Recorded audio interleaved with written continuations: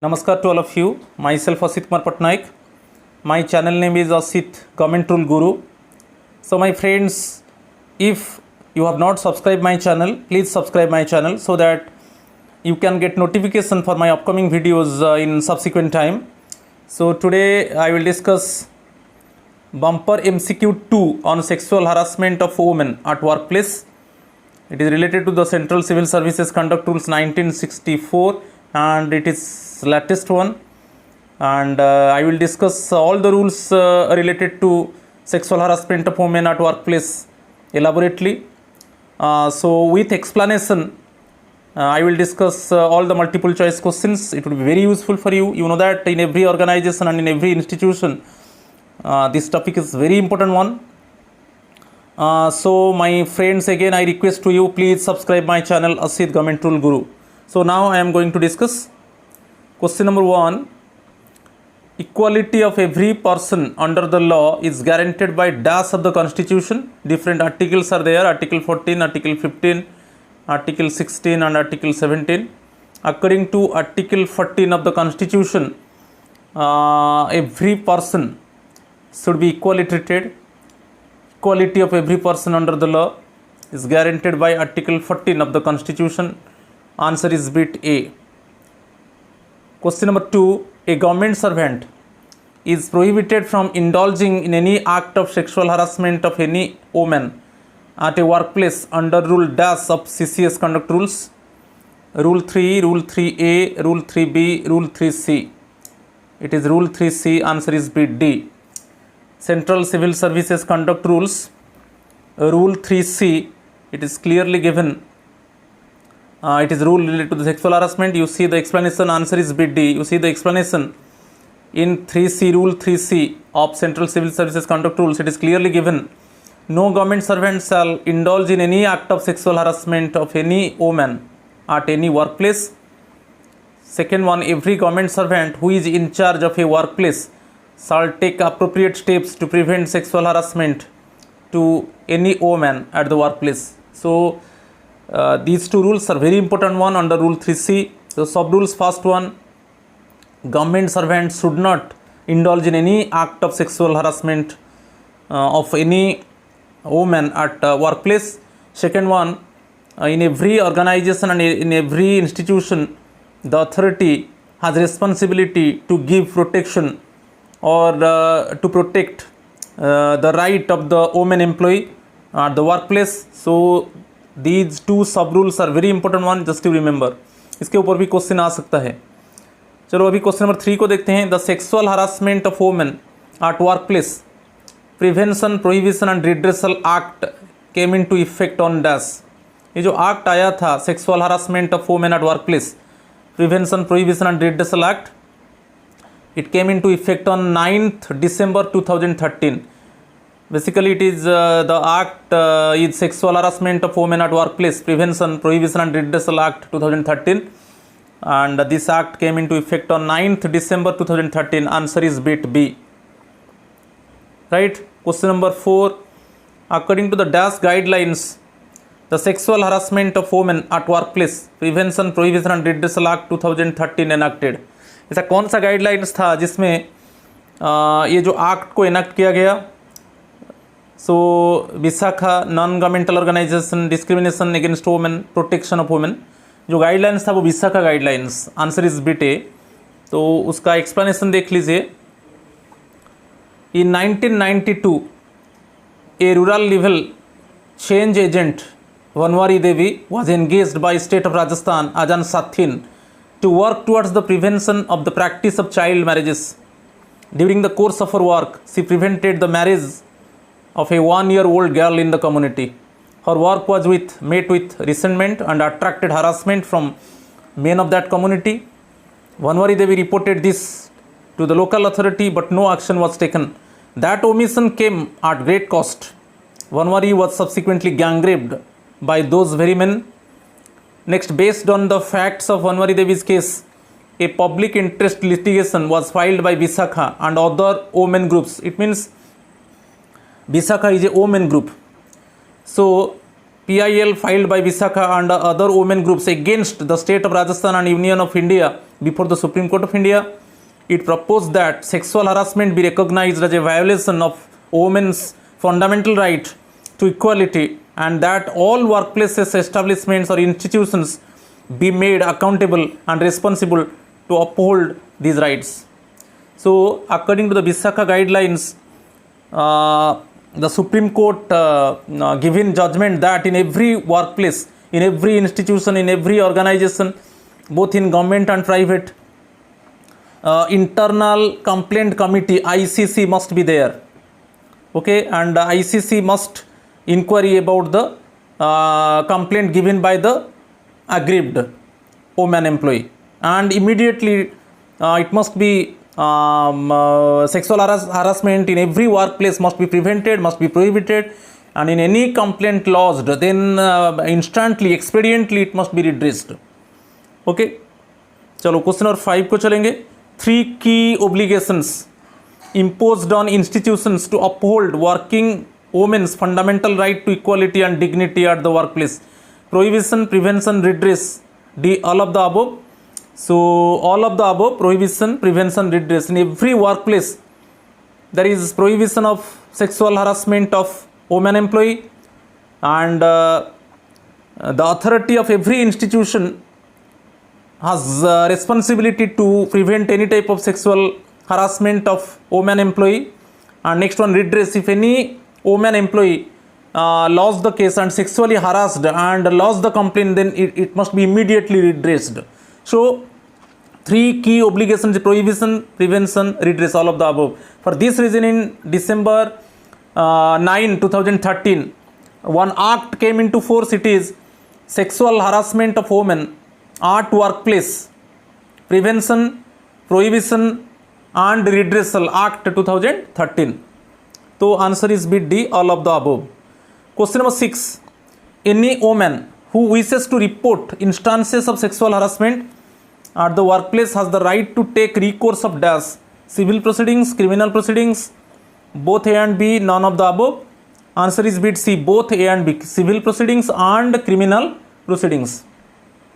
Criminal proceedings actually basically case laws in court.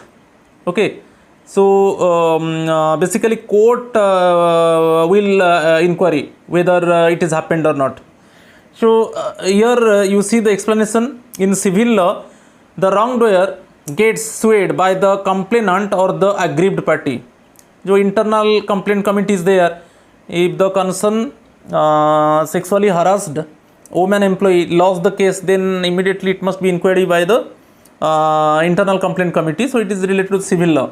Criminal law, the accused person will be prosecuted in the court of law, right? So both civil law and criminal law, it means the complaint can be lodged, and through both the laws actually the case can be resolved.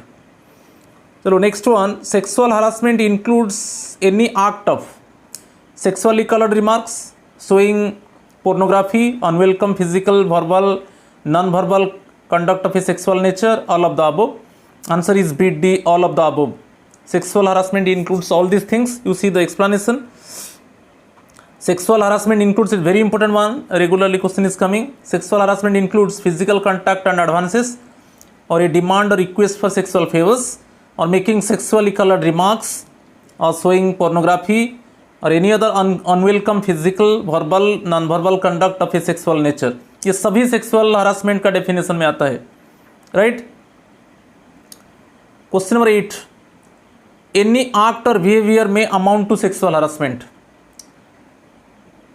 Implied or explicit threat about her present or future employment status, bit A, bit B, interference with her work, or creating an intimidating or offensive or hostile work environment for her, bit C, humiliating treatment likely to affect her health or safety, all of the above.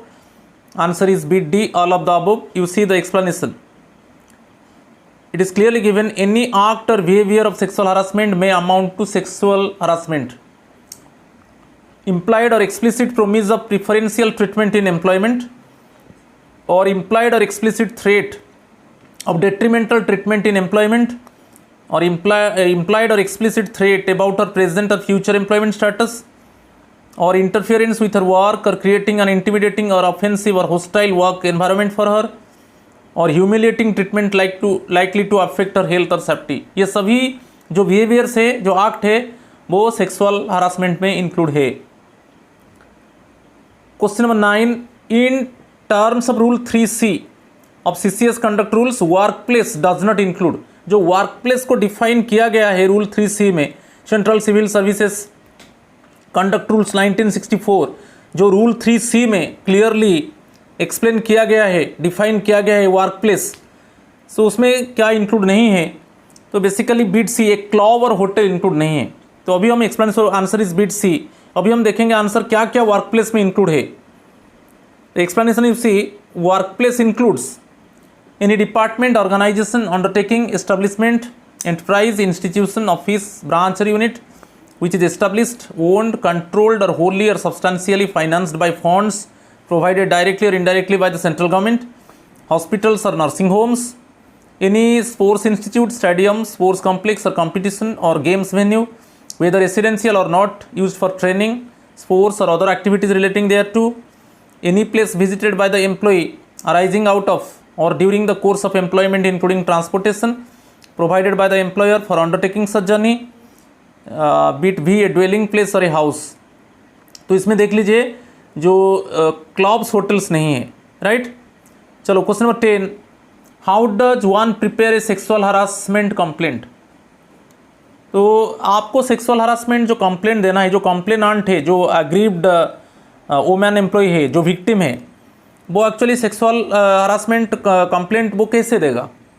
तो यहाँ पर देख लीजिए, bit A write exactly what happened with details, dates, names of witnesses and documents if any. ये तो absolutely right है, पूरा details देना है, कौन सा डेट में हुआ, नेम ऑफ विटनेसेस, उसका विटनेस कौन है, और डॉक्यूमेंट्स ये पूरा प्रोड्यूस करना है। Be specific about the incident और इंसिडेंट्स, जो पूरा स्पेसिफिक होना है, ओनली इंसिडेंट के ऊपर ही कंप्लेन लॉज करना है। Be honest, as false complaint can invite penalties. यदि फॉल्स कंप्लेंट होगा तो उसमें पेनल्टी लग सकता है, राइट। तो answer is B D, all of the above. तो जब सेक्सुअल हरासमेंट के ऊपर कंप्लेनेंट, जो बेसिकली अग्रीव्ड वुमेन और सेक्सुअली हरास्ड वुमेन, जब कंप्लेंट देगा वो डिटेल्स देगा, कौन सा डेट में हुआ, कौन सा टाइम में हुआ, okay, who we are the witness, okay, and also concern documents also she must submit, और very specific about the incident. और कोई फॉल्स कंप्लेंट नहीं होगा। फॉल्स कंप्लेंट होने से क्या है, कंप्लेनेंट के ऊपर पेनल्टी लग सकता है, राइट। तो answer is B D, all of the above. Question number 11, what is the time limit for filing a sexual harassment complaint. तो टाइमिंग क्या है? सपोज कोई sexual harassment particular date, particular time में होता है, तो कब वो, क्या टाइम लिमिट है जो वो कंप्लेंट को लॉन्च किया जाएगा? तो यहाँ पर कुछ बीट्स है, देख लीजिए। Within 3 months of the incident, within 2 months of the incident, within 1 month of the incident, instantly. Answer is bit A, within 3 months of the incident. जिस डेट में incident हुआ उससे 3 months के अंदर complaint launch करना है, right. यदि कोई ऐसा in grave circumstances the complainant could not launch the complain, then also the internal complaint committee can extend it by 3 months, another 3 months। मगर जो टाइम लिमिट है, suppose repeatedly suppose incidents occurred, then from the last incident within 3 months the complaint must be lodged. So very clear answer is bit A, within 3 months of the incident. जिस date में incident हुआ उसका 3 months के अंदर complaint lodge करना है। Answer is bit ए। उसका explanation थोड़ा देख लीजिए, यहाँ पर क्लियरली मैं मेंशन कर दिया, in case of series of incidents, if continuously or intermittently incidents occurred, then from the last incident, you consider the last incident, within 3 months the complaint can be lodged. Question number 12, what happened when the aggrieved woman could not lodge the complaint within 3 months of the incident due to grave circumstances? ऐसा कुछ circumstances है जो victim है, sexual harassment का victim है, वो complain laws नहीं कर पाया with in 3 months of the incident, तो उसमें क्या होगा? ऐसा कुछ सर्कमस्टांसेस है जो वो नहीं कर पाया। तो बेसिकली इस केस में जो इंटरनल कंप्लेंट कमिटी है उसको वो क्या सर्कमस्टांस था जिससे इंसिडेंट के 3 मंथ्स के अंदर उसको कंप्लेन को लॉज नहीं किया गया। तो उसको ये देखने के बाद हाँ ठीक था, वो ऐसा कुछ सर्कमस्टांस था जो basically the complainant could not lodge the complain within 3 months of the incident. तो इस केस में और पीरियड को और 3 मंथ्स एक्सटेंड किया जाता है। तो उसमें देखिए द पीरियड में extend to another 3 months, the period में extend to another 2 months, the period में extend to another 1 month, no extension, answer is bit A. The period में extend to another 3 months, answer is bit A. मगर यहाँ पर याद रखना है कि basically in case of grave circumstances, ऐसा कुछ in certain circumstances actually the complainant could not lodge the case within 3 months of the incident, then it must be checked by the internal complaint committee of the concerned institution, okay, where the complainant is working, right? Then it can be extended by another 3 months. The period may extend to another 3 months. यहाँ पर देख लीजिए explanation. What is the time limit for filing a complaint? You need to file a complaint of sexual harassment within 3 months of the incident. ये general है, incident का 3 months के अंदर file complaint करना है।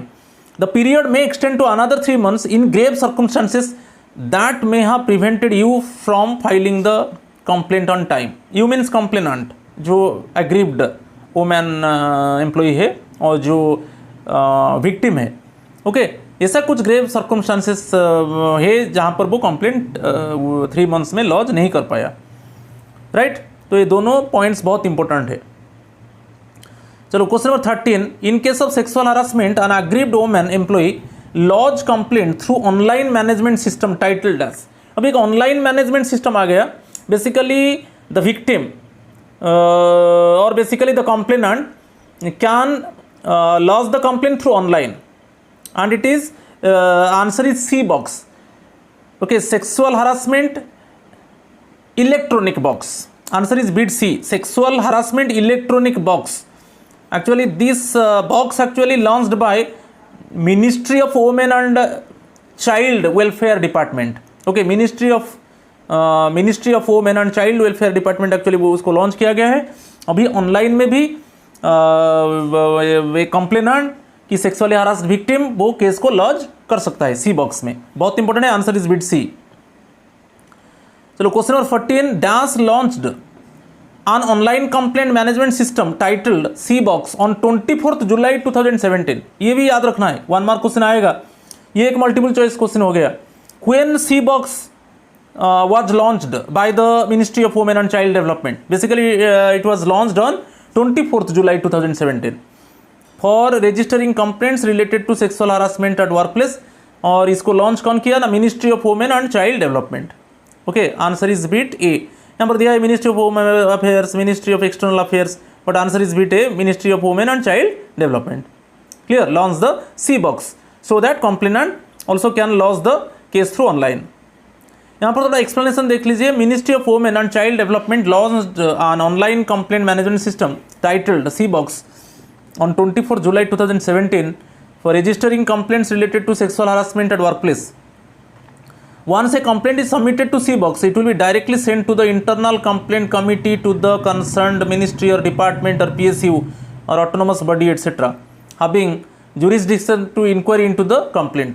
जो पोर्टल C-Box है वो है www.cbox.nic.in। इसी वेबसाइट में जाकर कंप्लेनेंट भी केस लॉन्च कर सकता है और immediately the message forward to the internal complaint committee of the concern ministry और डिपार्टमेंट और पब्लिक सेक्टर अंडरटेकिंग और ऑटोनोमस बॉडी, राइट? तो ये बहुत इंपॉर्टेंट है। चलो क्वेश्चन नंबर 15 को चलेंगे।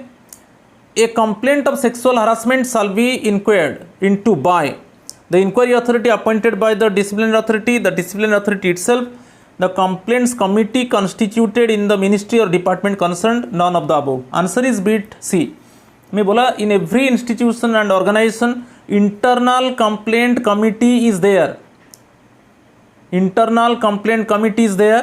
So chairman of this committee, again another senior most woman officer होना चाहिए, basically sufficiently higher rank than the charged officer. Clear? Higher rank than the charge officer. Charge officer means जिसके ऊपर charge लगाया गया है, okay? Sexual harassment case में जिसके ऊपर चार्ज लगाया गया है उससे हायर रैंक होना चाहिए। और जो इंटरनल कंप्लेंट कमिटी होगा उसका at least 50% members must be women होना चाहिए। जो 50% मेंबर्स होना चाहिए, at least 50% members must be women. तो यहाँ पर जो basically the complaint committee constituted in the ministry और department concern, a complaint of sexual harassment shall be inquired into by the complaints committee constituted in the ministry और department concern. Answer is bit C. Question number 16. The complaints committee constituted for redressal of the complaints by the women employee should be headed by.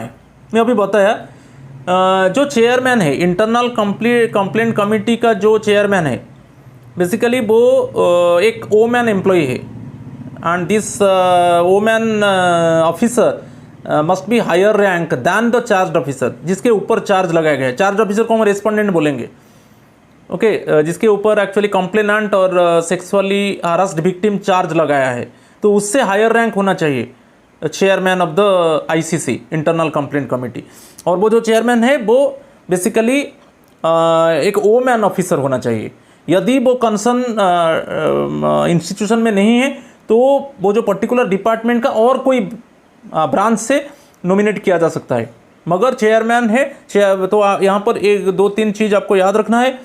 जो head of the internal complaint committee है वो basically women officer होना चाहिए, और second one sufficiently higher rank than the charge officer, and third one if this type of employee is not available then this employee nominate from any other branch of the concern institution.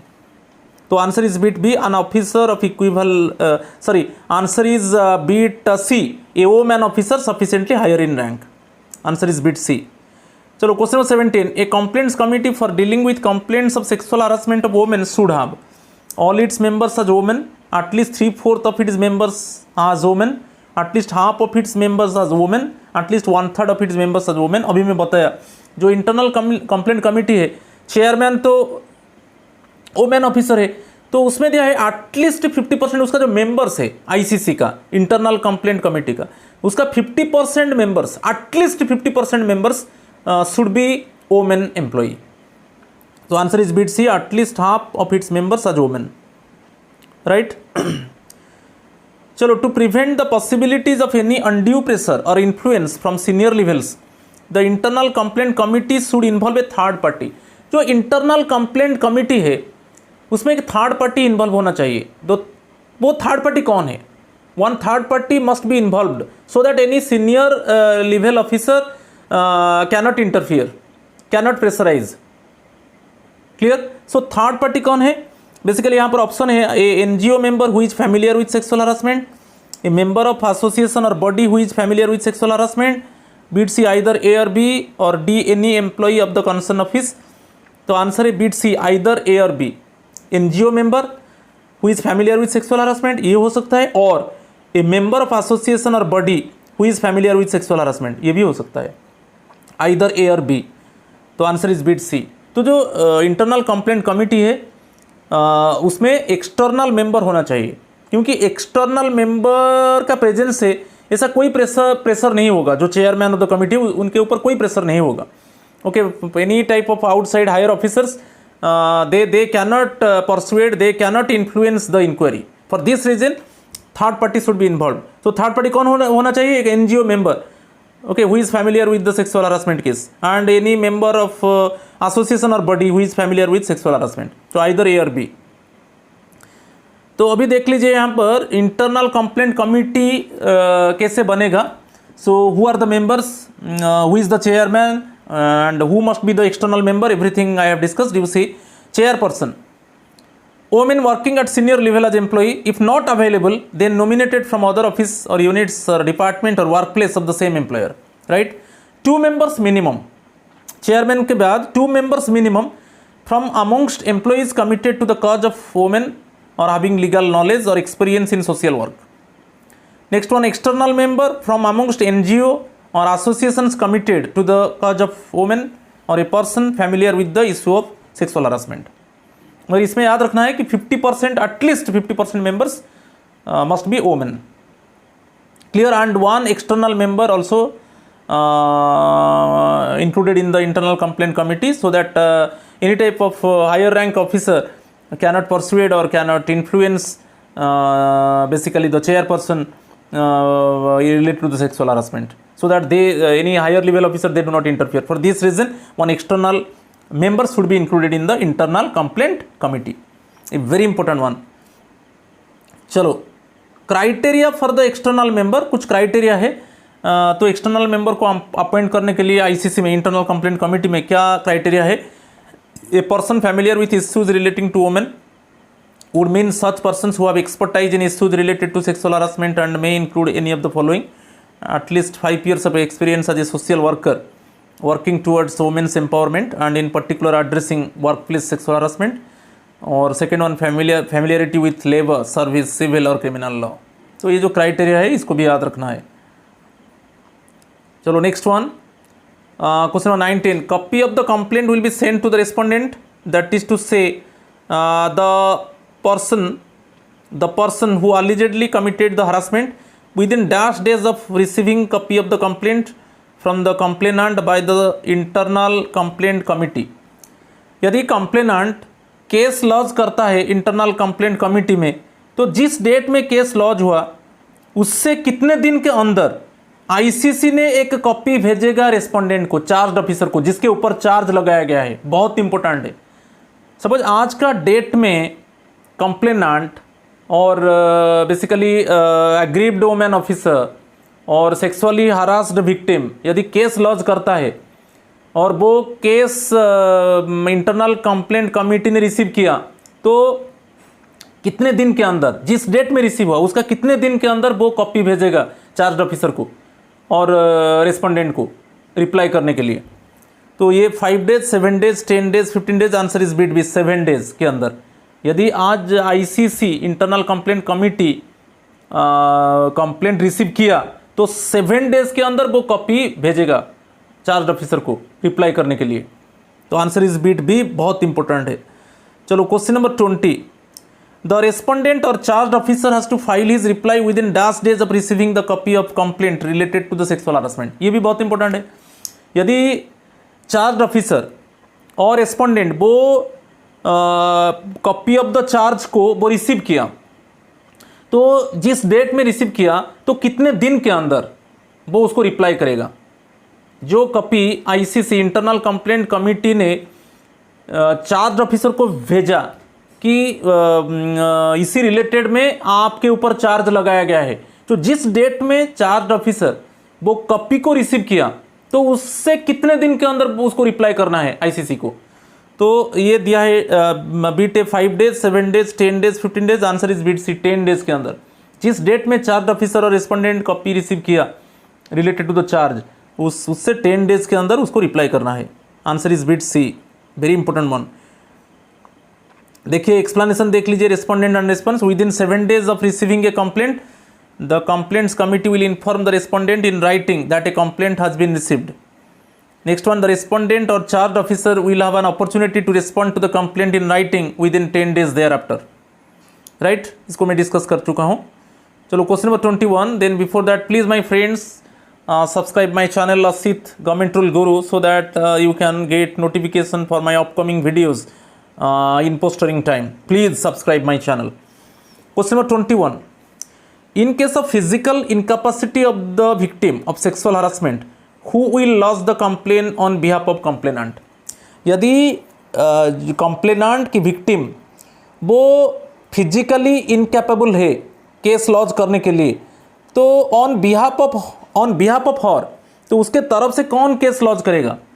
Beat A complaints relative और friend, co-worker, officer of national commission for women और social case worker, any person who has knowledge of the incident with the written consent of the complainant, all of the above. ये all of the above लेना है। Suppose the victim is physically incapable to lodge the complaint, then in this case actually who will lodge the complaint on behalf of the complainant? ये सब है। complainants relative और friend वो भी कर सकते हैं, को वर्कर कर सकता है, officer of national commission for women और सोशल केस वर्कर वो भी कर सकते हैं। Any person who has knowledge of the incident, जिस पर्सन का नॉलेज है इंसिडेंट का, with the written consent of the complainant, वो कंप्लेनेंट का रिटन कंसेंट से वो भी केस लॉज कर सकता है। All of the above, answer is bit E, all of the above, it is very important one.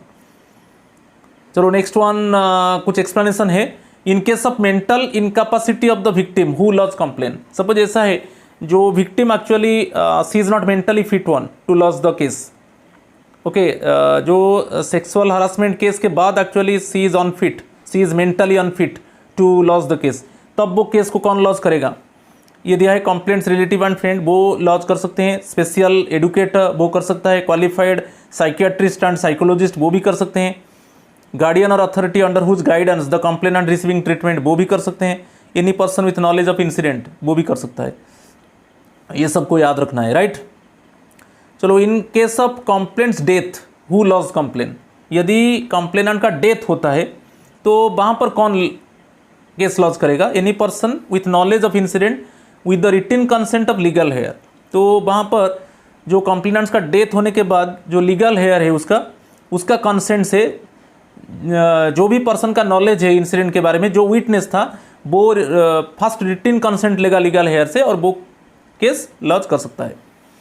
Next one, in case the complainant is unable to file the complaint for any other reason who lodge complain by any person who has knowledge of the incident with her written consent, वो complainant का written consent लेके जो witness था और जो person का knowledge है incident के ऊपर वो भी कर सकता है, राइट। ये these things try to remember, it is very important one, question आ सकता है इसके ऊपर। चलो, question number 22, the internal complaint committee follows the principles of natural justice during the proceedings which include right of hearing to the parties, parties means दोनों complainant and respondent, complainant and charge officer, basically victim and charge officer, examination and cross examination of the parties and witnesses, supply of copy of the findings to the parties for their responses, all of the above, answer is bit D, right। The internal complaint committee follows the principles of natural justice during the proceedings which include, ये सब correct है, okay, answer is bit D, all of the above। Question number 23, while a complaint is pending inquiry, a complainant of sexual harassment can make a written request।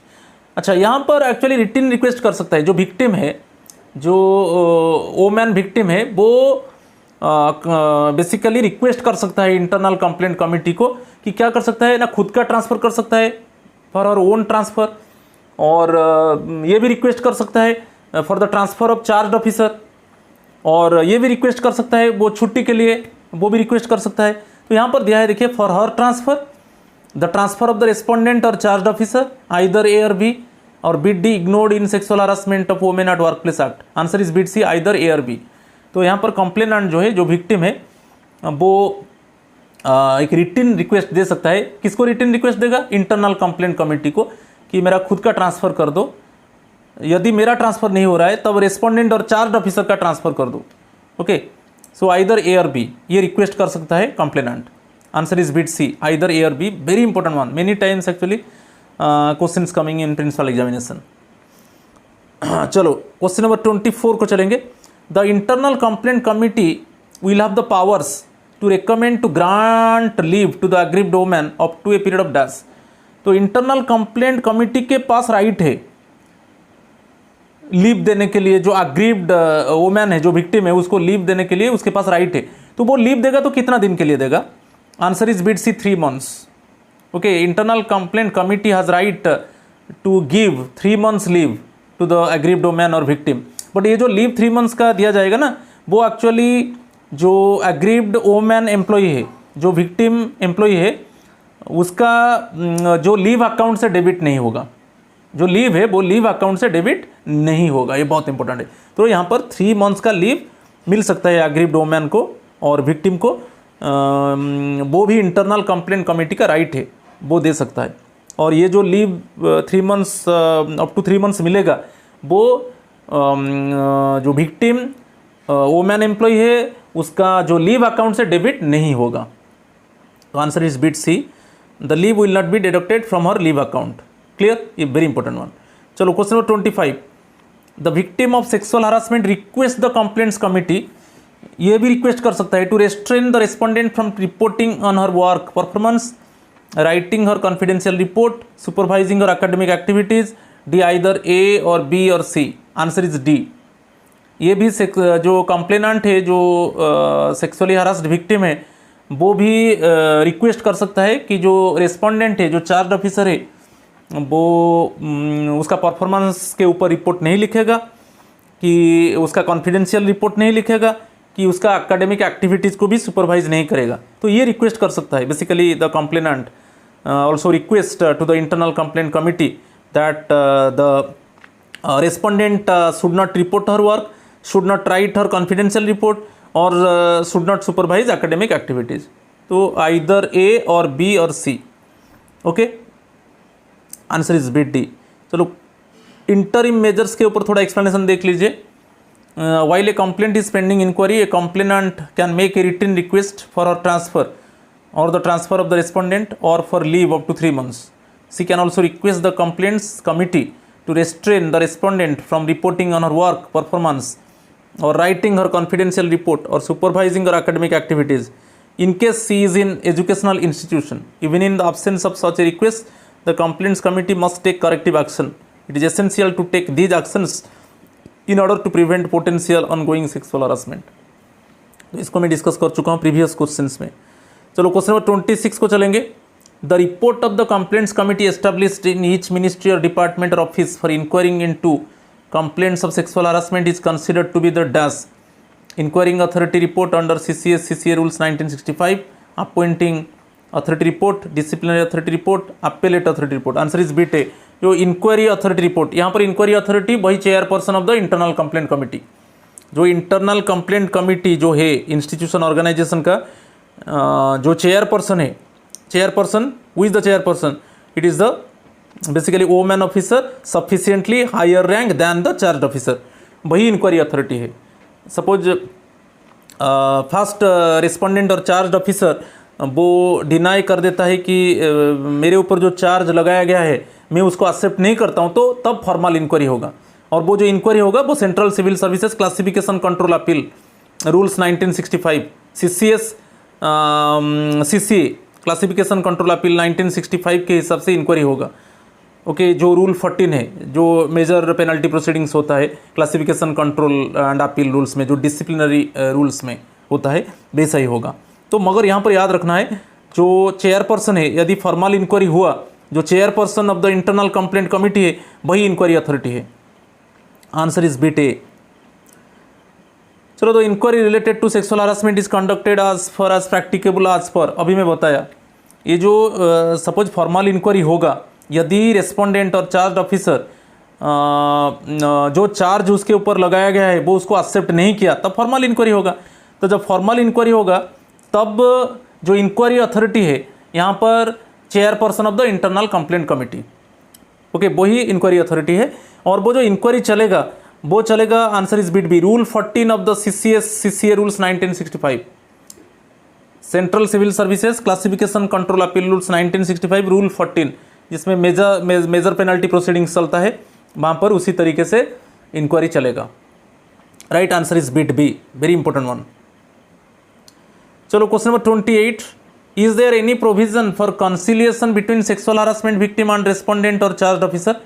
कोई ऐसा conciliation हो सकता है, समाधान हो सकता है? हाँ, समाधान होगा यदि जो सेक्सुअली हरास्ड विक्टिम है वो रिक्वेस्ट करेगा इंटरनल कंप्लेंट कमिटी को कि वापस में ये समाधान हो जाए, चार्ज ऑफिसर के साथ ये वापस में समाधान हो जाए, ये हो सकता है। मगर कौन रिक्वेस्ट करेगा? जो विक्टिम है वो इंटरनल कंप्लेंट कमिटी को रिक्वेस्ट करेगा कि सेटल द डिस्प्यूट, ये जो मैं जो केस लॉन्च किया उसको सेटल कर दिया जाए, आपस में समाधान कर दिया जाए। ओके, तो ये भी हो सकता है। तो देखेंगे क्या ऑप्शन है। The ICC can take, ICC means internal complaint committee, can take steps to settle the matter between the victim and the respondent. This option will be used only at the request for the woman victim, both A and B, none of the above. Answer is bit C, both A and B. अभी मैं बताया, यदि जो victim employ है वो तो case launch किया है ना, तो वो इंटरनल कंप्लेंट कमिटी को रिक्वेस्ट करेगा कि वापस में उसको समाधान कर दिया जाए। तब internal complaint committee it means complainant जो विक्टिम है और जो रेस्पोंडेंट है वो चार्ज ऑफिसर है, उनके बीच में वो समाधान कर सकता है। Right answer is both B, A and B. तो इसमें ये पता है कि कंसिलिएशन हो सकता है। चलो, व्हिच इज नॉट ट्रू, कुछ स्टेटमेंट्स दिया गया है। Sexually harassed victim request to the internal complaint committee to settle the matter with the charge officer, ये राइट है, अभी मैं बताया। तो कभी कभी क्या है, विक्टिम जो है वो इंटरनल कंप्लेंट कमेटी को, आईसीसी को रिक्वेस्ट करता है कि मैटर को सेटल कर दिया जाए चार्ज ऑफिसर के साथ। बिट बी, ये राइट है, bit B, the ICC can take steps to settle the matter between the victim and the respondent. जब आईसीसी रिक्वेस्ट रिसीव करेगा तब ICC ICC must try to resolve the feud and dispute between the complainant and the victim. Bit C, monetary settlement shall be the basis of conciliation between the sexually harassed victim and the respondent. Bit D, none of the above. Actually answer bit C true नहीं है। Monetary settlement shall be the, कोई monetary ऐसा settlement होगा जिसमें वो जो sexual harassed case लगाया गया है चार्ज ऑफिसर के ऊपर, उसको रिमूव कर दिया जाएगा, ये नहीं होगा। तो वो first both A and B correct है, मगर बीट सी करेक्ट नहीं है। वो आंसर क्वेश्चन पूछा है which one is not true, bit C is not true. Okay, monetary settlement से ये जो चार्ज लगाया गया है सेक्सुअल हरासमेंट के ऊपर, वो उसको रिमूव नहीं किया जाएगा, मॉनेटरी सेटलमेंट में नहीं किया जाएगा। जब विक्टिम रिक्वेस्ट करेगा इंटरनल कंप्लेंट कमेटी को, तब internal complaint committee come forward and try to settle the issue, but कोई मॉनेटरी सेटलमेंट नहीं होगा रेस्पोंडेंट एंड विक्टिम के बीच में उसको सेटलमेंट करने के लिए। तो which one is not true, answer is bit C. Is there any provision for conciliation, इसको मैं थोड़ा एक्सप्लेन कर दिया, देख लीजिए। The ICC can take steps to settle the matter between the victim and the respondent, उसको discuss कर चुका हूँ। This option will be used only at the request for the women victim. Monetary settlement shall not be the basis of conciliation, ऐसा कोई monetary settlement में उसको resolve नहीं किया जाएगा। सपोज यहाँ पे क्या है, सपोज रिस्पोंडेंट चार्ज ऑफिसर वो कुछ पैसा दे दिया विक्टिम को और तब वो केस को सेटल कर दिया जाएगा, ना, ये ट्रू नहीं है। Monetary settlement shall not be the basis of conciliation. If the settlement is not reached, you can go back to the committee and initiate an inquiry. यदि सेटलमेंट नहीं होता है तब जैसे फॉर्मल इंक्वायरी होगा वही चलेगा, right. Question number 30, the periodicity of convening a complaints committee related to the sexual harassment is dash, हाँ, yearly, annual, quarterly, monthly. Quarterly, every 3 month में जो कंप्लेंट कमिटी है तो वो एक कन्वेनिंग मीटिंग, तो 3 मंथ्स, एवरी 3 मंथ्स में मीटिंग होता है। बेसिकली क्या क्या, कोई ऐसा इंसिडेंट आया, एक आया है, उसके ऊपर क्या स्टेप्स लिया गया और उसको कैसे रिड्रेस किया जाएगा, और ऐसा आगे में कोई ऐसा घटना नहीं घटेगा, तो उसके ऊपर every quarterly actually the internal complaint committee convening meeting. बहुत इंपॉर्टेंट है, बहुत बार क्वेश्चन आया है, आंसर इज बिट सी। चलो 31, question number 31, an inquiry in a complaint of sexual harassment should be completed within dash as far as possible and in no case more than dash. So answer is bit A, 1 month or 90 days. An inquiry in a complaint of sexual harassment should be completed within 1 month as far as practicable and in no case more than 90 days. तो sexual harassment of women at workplace prevention prohibition redressal act 2013 में clearly mention है, जो inquiry होगा वो maximum 90 days के अंदर inquiry खत्म होना चाहिए। तो generally within 1 month, but it should not be more than 90 days. तो वो एक्ट में पर क्लियरली मेंशन है कि within 90 days the inquiry must be finalised. तो आंसर इज बिट ए। चलो question number 32, within dash days of the completion of the inquiry internal complaint committee submit its report to the disciplinary authority according to the sexual harassment of women at workplace act 2013। यदि अभी internal ICC ने, internal complaint committee ने वो inquiry को complete कर दिया, तो inquiry जब कंप्लीट हो गया तो कितने दिन के अंदर वो रिपोर्ट हैंड ओवर करेगा डिसिप्लिनरी अथॉरिटी को और जो पार्टी को। ओके, जो भी internal complaint committee clearly mention recommend करेगा कि इस तरीके का पनिशमेंट देना है रेस्पोंडेंट को और चार्ज ऑफिसर को, तो उस समय वो डिसिप्लिनरी अथॉरिटी को रिपोर्ट देगा और एक रिपोर्ट भी रेस्पोंडेंट को जाएगा, चार्ज ऑफिसर को जाएगा, राइट। तो जिस डेट में इंक्वायरी खत्म हुआ उस कितने दिन के अंदर वो एक्चुअली जो रिपोर्ट को हैंड ओवर करेगा डिसिप्लिनरी अथॉरिटी को और एक रिपोर्ट हैंड ओवर करेगा चार्ज ऑफिसर को। Basically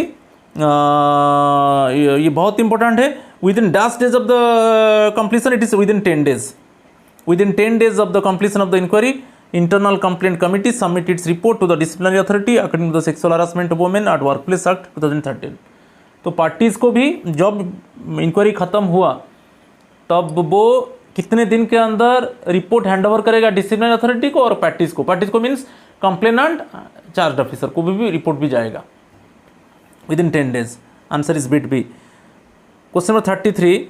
The disciplinary authority is obliged to act on the recommendations of internal complaint committee related to the sexual harassment case within dash days. अच्छा, अभी disciplinary authority को report मिल गया, तो report मिलने के बाद वो कितने दिन के अंदर जो रिकमेंडेशन दिया है इंटरनल कंप्लेंट कमेटी, जो सुपारिश किया है कि इस तरीके का पनिशमेंट देना है चार्ज ऑफिसर को, तो जब रिपोर्ट मिल गया डिसिप्लिनरी अथॉरिटी को, तो वो कितने दिन के अंदर वो रिकमेंडेशन, जो इंटरनल कंप्लेंट कमेटी का रिकमेंडेशन को इंप्लीमेंट करेगा? Within 60 days. जब डिसिप्लिनरी अथॉरिटी रिपोर्ट रिसीव किया जिस डेट में, उससे 60 डेज के अंदर जो भी रिकमेंडेशंस दिया है आईसीसी, जो भी सुपारिश किया है आईसीसी ने किस तरीके का पनिशमेंट देना है चार्ज ऑफिसर को, तो वो इंप्लीमेंट होगा। तो disciplinary authority is obliged to act on the recommendations of internal complaint committee related to the sexual harassment case within 60 days. तो ये आपको याद रखना है कि जिस डेट में डिसिप्लिनरी अथॉरिटी को रिपोर्ट मिला, उससे 60 डेज के अंदर वो रिकमेंडेशंस को इंप्लीमेंट करेगा, जो रिकमेंडेशंस दिया है इंटरनल कंप्लेंट कमेटी। ये बहुत इंपॉर्टेंट है। Answer is bit D. चलो question number 34. If not satisfied by the recommendations, the charge officer in related to the sexual harassment can appeal to a court और tribunal within dash days. जो भी recommendation, जो सुपारिश किया था internal complaint committee, जो सुपारिश किया है, वो भी एक रिपोर्ट दिया है चार्ज ऑफिसर को। सपोज वो चार्ज ऑफिसर वो रिकमेंडेशंस को एक्सेप्ट नहीं कर रहा है, कि वो रिपोर्ट में क्लियरली मेंशन है कि इस तरीके का पनिशमेंट मिलेगा, एक रिपोर्ट जाएगा डिसिप्लिनरी अथॉरिटी को और एक रिपोर्ट जाएगा चार्ज ऑफिसर को। तो जब चार्ज ऑफिसर वो रिपोर्ट को रिसीव करेगा और क्लियरली देखेगा कि इस तरीके का रिकमेंडेशंस दिया है इंटरनल कंप्लेंट कमेटी और इस तरीके का पनिशमेंट मिलेगा, तो वो एक्चुअली कोर्ट और ट्रिब्यूनल को जा सकता है। कितने दिन के अंदर? 90 डेज के अंदर। जिस दिन में उसको रिपोर्ट मिला, उसका 90 डेज के अंदर वो कोर्ट और ट्रिब्यूनल जा सकता है अपील करने के लिए। तो answer is bit D. Timelines दिया है। Timelines as per the act बहुत इंपॉर्टेंट है। Submission of complaint within 3 months of the last incident, ये मैं बता चुका हूँ। जब कोई इंसिडेंट होगा तो कंप्लेनेंट को with in 3 months of the incident case launch करना है।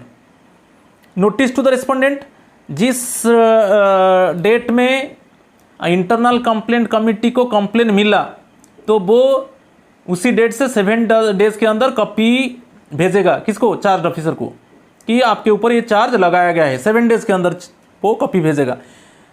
Completion of inquiry within 90 days, अभी मैं डिस्कस किया था। 90 डेज के अंदर, जिस डेट में इंक्वायरी स्टार्ट हुआ फॉर्मल इंक्वायरी, उसका 90 डेज के अंदर इंक्वायरी को कंप्लीट करना है। Submission of report by ICC to employer, जो इंटरनल कंप्लेंट कमेटी है, जब इंक्वायरी खत्म हुआ, उसका कितने दिन के अंदर ICC hand over the report to the employer within 10 days of completion of the inquiry. वही एम्प्लॉयर है, वो डिसिप्लिनरी अथॉरिटी है। इम्प्लीमेंटेशन ऑफ रिकमेंडेशंस, जो रिकमेंडेशंस दिया है इंटरनल कंप्लेंट कमेटी ने रिपोर्ट में डिसिप्लिनरी अथॉरिटी को, तो डिसिप्लिनरी अथॉरिटी उसको कितने दिन के अंदर वो रिकमेंडेशंस को इंप्लीमेंट करेगा? विद इन 60 days, ये भी डिस्कस कर चुका हूँ। और appeal with in 90 days of the recommendations. यदि चार्ज ऑफिसर्स को रिकमेंडेशंस पता चला कि इस तरीके का पनिशमेंट मुझे मिलेगा, तो वो उसको डिनाई करता है, तो वो अपील कर सकता है कोर्ट्स और ट्रिब्यूनल में with in 90 days of the recommendations. ये टाइमलाइन बहुत इंपॉर्टेंट है, उसके ऊपर क्वेश्चन आएगा ही क्या आएगा, तो उसको थोड़ा देख लेना है। क्वेश्चन नंबर 35 कुछ स्टेटमेंट्स दिया है। Statement, first statement, where a complaint committee has not recommended any action against the employee against whom the allegations have been made in a case involving allegations of sexual harassment, the disciplinary authority shall supply a copy of the report to the complainant. Suppose जो internal complaint committee है, वो जो report दिया है, वो report में clearly mention किया है कि कोई चार्ज ऑफिसर को कोई पनिशमेंट नहीं मिलेगा, क्योंकि जो चार्ज लगाया गया है वो एक्चुअली वो चार्ज में उतना दम नहीं है। तो उस केस में एक्चुअली जो रेस्पोंडेंट है, जो चार्ज ऑफिसर है, उसके ऊपर कोई पेनल्टी नहीं लगेगा। तो जब ये होगा, तब डिसिप्लिनरी अथॉरिटी एक रिपोर्ट दे देगा कंप्लेनेंट को कि आपका राय दे दो, ओके, कि जो रिकमेंड किया है इंटरनल कंप्लेंट कमेटी ने, वो रिकमेंड किया है कि कोई पेनल्टी नहीं लगेगा, किस तरह कोई भी पनिशमेंट नहीं मिलेगा चार्ज ऑफिसर को। तो एक कॉपी डिसिप्लिनरी अथॉरिटी ने कंप्लेनेंट को भी देगा, विक्टिम को भी देगा। Okay, shall supply copy of the report to the complainant, ये ट्रू है। Second statement, the complaint complainant give representation to the disciplinary authority against the recommendation. ये जो रिकमेंडेशन हुआ है तो यहाँ पर कंप्लेनेंट की जो विक्टिम है वो भी एक रिप्रेजेंटेशन दे सकता है। ओके, क्योंकि उसको पता चल गया कि अभी जो आईसीसी ने जो रिकमेंड किया है, रिकमेंडेशन में क्लियरली मेंशन है कि रेस्पोंडेंट और चार्ज ऑफिसर को कोई पनिशमेंट नहीं मिलेगा। तो जब एक कॉपी मिलेगा कंप्लेनेंट को तो कंप्लेनेंट एक रिप्रेजेंटेशन देगा डिसिप्लिनरी अथॉरिटी को। बाई रिप्रेजेंटेशन अपील हो सकता है। The representation shall be deemed to be an appeal under section 18(1) of the harassment of women at work place act 2013। तो ये तीनों स्टेटमेंट करेक्ट है। Only statement I is correct one, both the statements I and I are correct one, all the above statements are correct one. तो answer is bit C. Okay, answer is bit C, all the above statements are correct one, right. तो इसमें आपको याद रखना है, यदि internal complaint committee ने recommend किया है कि चार्ज ऑफिसर को कोई चार्ज ऑफिसर के ऊपर कोई पेनल्टी नहीं लगेगा, कि कोई पनिशमेंट चार्ज ऑफिसर को नहीं दिया जाएगा, तब एक कॉपी इमीडिएटली डिसिप्लिनरी अथॉरिटी ने वो एक कॉपी कंप्लेनेंट को देगा, विक्टिम को।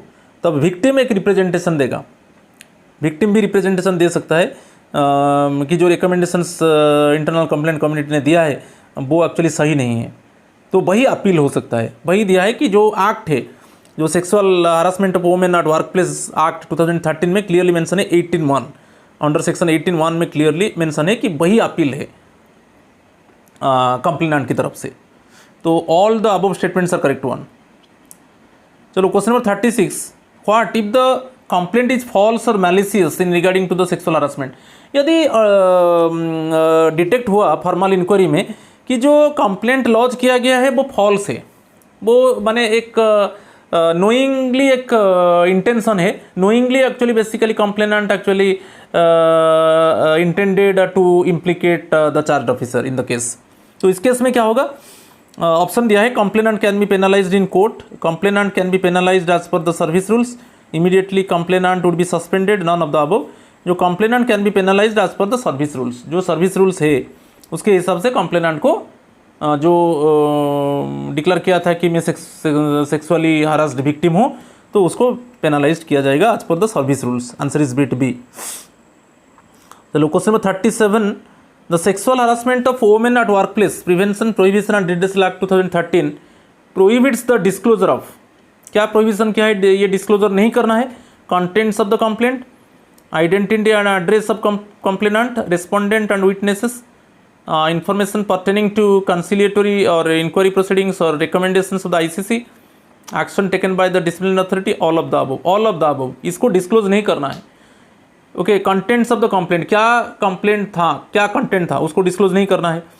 और कोई एड्रेस और आइडेंटिटी, चाहे कंप्लेनेंट चाहे रेस्पोंडेंट चाहे विटनेसेस, उनका कोई आइडेंटिटी एड्रेस को डिस्क्लोज नहीं करना है। कि जो कंसिलिएटरी जो केस को सेटल किया गया और जो इंक्वायरी प्रोसीडिंग्स है उसको भी डिस्क्लोज नहीं करना है, और क्या एक्शन डिसिप्लिनरी अथॉरिटी ने लिया उसको भी डिस्क्लोज नहीं करना है, all of the above, right. तो ये सब प्रोहिबिट्स है। Question number 38, according to the sexual harassment of women at work place prevention prohibition and redressal act 2013 anyone who discloses the name of identity of the aggrieved women और witnesses will be liable to pay penalty dash. यदि कोई disclose करता है, जो aggrieved women का identity को disclose करता है कि विटनेसेस का जो विटनेसेस को डिस्क्लोज करता है कि ये सब विटनेस है केस में, तो क्या लाइव पनिशमेंट होगा, क्योंकि कोई भी डिस्क्लोज नहीं करना है। क्या कंप्लेंट का कंटेंट है, अग्रीव्ड वुमेन का एड्रेस आइडेंटिटी, कि रेस्पोंडेंट जो चार्ज ऑफिसर है उसका आइडेंटिटी एंड एड्रेस, कि जो विटनेसेस है उनका एड्रेस और आइडेंटिटी, उसको डिस्क्लोज नहीं करना है। डिस्क्लोज करोगे तो उसमें पनिशमेंट होगा। तो क्या पनिशमेंट होना है, according to service rules ₹5,000 collected by employer, either A or B or none of the above। Answer is bit से either A or B। It is clearly mention है एक्ट 2000 जो sexual harassment of women at work place act 2013 में clearly mention है।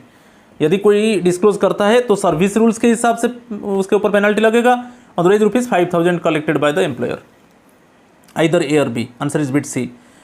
चलो question number 39, if the charged officer related to the sexual harassment admits the charges clearly and unconditionally, there will be no need for a formal inquiry against him। ये भी right है। यदि charge officer उसके ऊपर जो charge लगाया गया है वो अनकंडीशनली और क्लियरली एक्सेप्ट कर देता है कि ये ट्रू है, तब कोई फॉर्मल इंक्वायरी नहीं होगा, right. So there will be no need a formal inquiry against him, कोई फॉर्मल इंक्वायरी नहीं होगा। तो ये ट्रू है। Okay, answer is bit A true one, right. चलो question number 40, if the charge officer is related to the sexual harassed admits the charges clearly and unconditionally, there will be no need for a formal inquiry against him and further action may be taken as per the rule. यदि अभी मैं बताया, यदि charge officer unconditionally and clearly accept कर देता है कि जो चार्ज मेरे ऊपर लगाया गया है वो सही है, तब फॉर्मल इंक्वायरी नहीं होगा, आगे में इंक्वायरी नहीं होगा। और यहाँ पर दिया है कि further action may be taken as per the rule dash, फिर क्या एक्शन होगा। तो यहाँ पर हम तो जानते हैं कि central civil services classification control appeal rules 1965 के हिसाब से इंक्वायरी चलेगा। CCA रूल्स 1965 जो रूल 14 है, जो मेजर पेनल्टी प्रोसीडिंग्स होता है, उसके ऊपर इंक्वायरी चलेगा, फॉर्मल इंक्वायरी। तो यहाँ पर तो अनकंडीशनली एक्सेप्ट कर दिया चार्ज ऑफिसर की जो चार्ज मेरे ऊपर लगाया गया है वो ट्रू है, तो उसमें फर्दर एक्शन क्या होगा, जो भी एक्शन होगा rule 15 of the CCA rules 1965, rule जो 15 है central civil services classification control appeal rules 1965, जो रूल 15 में मेंशन है कि क्या एक्शन उसके ऊपर लिया जाएगा, right. Answer is bit B. चलो question number 41, as per rule dash a decision on conducting the inquiry related to the sexual harassment has to be taken after consideration of the reply of the charged officer। as per the rule dash हम जानते हैं कि जो formal inquiry चलेगा वो actually किस rule के हिसाब से चलेगा, रूल 14 ऑफ CCA रूल्स 1965। जो डिसिप्लिनरी प्रोसीडिंग्स होता है वो बेसिकली किस में आता है, CCA central civil services classification control appeal rules 1965 में आता है। तो रूल 14 के हिसाब से चलेगा। ओके, बेसिकली इंक्वायरी होगा, मगर जो रूल 14 का सब रूल क्या होगा, रूल 14 का सब रूल 5 होगा। रूल 14 का सब रूल 5 में क्लियरली मेंशन है। ओके, फर्स्ट चार्ज ऑफिसर का रिप्लाई लिया जाएगा। यदि चार्ज ऑफिसर वो मना किया कर दिया कि मेरे ऊपर जो चार्ज लगाया गया है वो फॉल्स है, मेरे ऊपर जो चार्ज लगाया गया है वो सही नहीं है, तब फॉर्मल इंक्वायरी होगा। तो वो rule 14 under section 5, rule 14(5) of CCA rules 1965 में मेंशन है। ठीक है, answer is bit D. Question number 42, as per DAX of the Sexual Harassment Act, the aggrieved woman or complainant is required to make a complaint within 3 months of the incident। जो sexual harassment act 2013 है उसका कौन सा subsection में mention है कि जब incident होगा तो इंसिडेंट के 3 मंथ्स के अंदर ही केस लॉन्च किया जाएगा। तो ये जो सेक्सुअल हरासमेंट एक्ट है 2013 उसमें कौन सा सेक्शन में मेंशन है, it is section 9(1)। Answer is bit A. Section 9(1) sexual harassment act 2013 में क्लियरली मेंशन है, ऐसा कुछ इंसिडेंट होता है तो उसका 3 मंथ्स के अंदर within 3 months of the incident case को लॉन्च करना है, कंप्लेनेंट को केस लॉन्च करना है। तो सेक्शन 9(1) में मेंशन है। Answer is bit A. चलो question number 43, for a period of dash after a decision in a proven case of sexual harassment a watch should be kept to ensure that she is not subjected to vendetta. कभी कभी क्या है,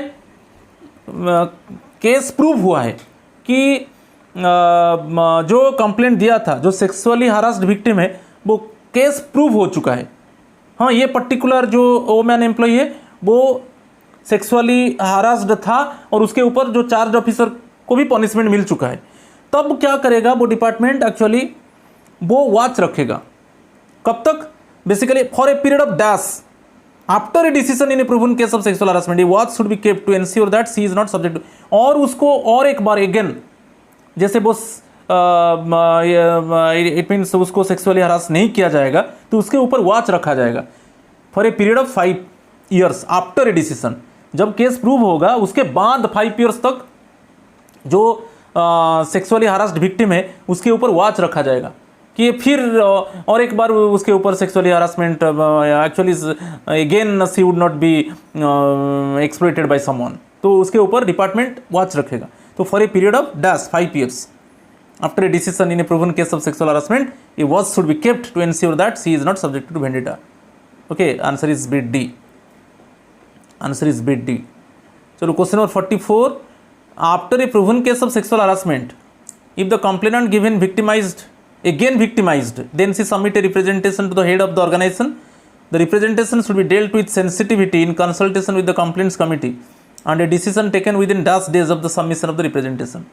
case prove हो चुका है, prove होने के बाद सपोज जो इनिशियली सेक्सुअली हरास्ड विक्टिम, जो अग्रीव्ड वुमेन एम्प्लॉई, वो जो चार्ज लगाया गया था वो प्रूव हो चुका है। प्रूव होने के बाद यदि अगेन वो विक्टिमाइज होता है तब वो रिप्रेजेंटेशन देगा हेड ऑफ द ऑर्गेनाइजेशन को। तो हेड ऑफ द ऑर्गेनाइजेशन क्या करेगा, वो रिप्रेजेंटेशन को इंटरनल कंप्लेंट कमेटी को भेजेगा। तो इंटरनल कंप्लेंट कमेटी कितने दिन के अंदर ओके वो रिप्रेजेंटेशन के ऊपर डिसीजन लेगा। एक बार सेक्सुअल हरासमेंट को प्रूव कर दिया गया, उसके बाद फिर वो जो अग्रीव्ड वुमेन एम्प्लॉई है फिर उसको विक्टिमाइज किया गया, तो वो फिर रिप्रेजेंटेशन दिया हेड ऑफ द ऑर्गेनाइजेशन को। Head of the organisation representation को इंटरनल कंप्लेंट कमेटी को भेजा। तो यहाँ पर क्वेश्चन है, जब internal complaint committee representation receive किया तो कितने दिन के अंदर ओके वो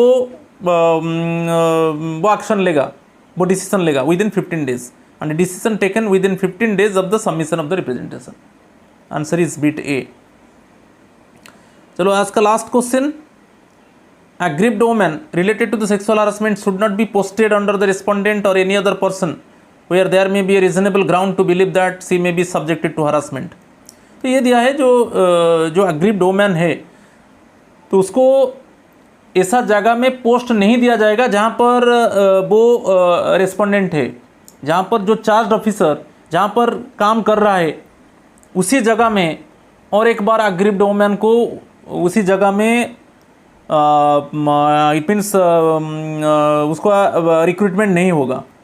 और any other person where there may be reasonable ground to believe that she may be subjected to harassment. ये जो स्टेटमेंट है ट्रू है। जो अग्रीव्ड वुमेन है तो related to sexual harassment should not be posted, और एक बार उसको पोस्टिंग नहीं मिलेगा जहाँ पर रेस्पोंडेंट है, जहाँ पर चार्ज ऑफिसर है। और ये भी संभावना है जहाँ पर कोई एनी अदर पर्सन से उसको भी वो विक्टिमाइज हो सकता है, उस जगह में भी उसको पोस्टिंग नहीं दिया जाएगा। तो ये आंसर जो है, ये जो स्टेटमेंट है ट्रू है। Okay, statement is true one. Okay, आज इतना ही है, पूरा डिटेल्स डाटा दे दिया, उसको भी एलाबोरेट किया। So basically in principal examination and in other cases also it's very important one, and we must have knowledge. Basically the employees, basically the government employees in different organizations, they must have knowledge about it, how to form internal complaint committee, how to resolve the case, how to prevent the sexual harassment, how to prohibit the sexual harassment, सब भी मैं बताया। तो only MCQ के ऊपर हम नज़र नहीं देंगे, पूरा डाटा में बताया। तो please my friends, if you like my video then please subscribe my channel Asit government rule guru. Thank you.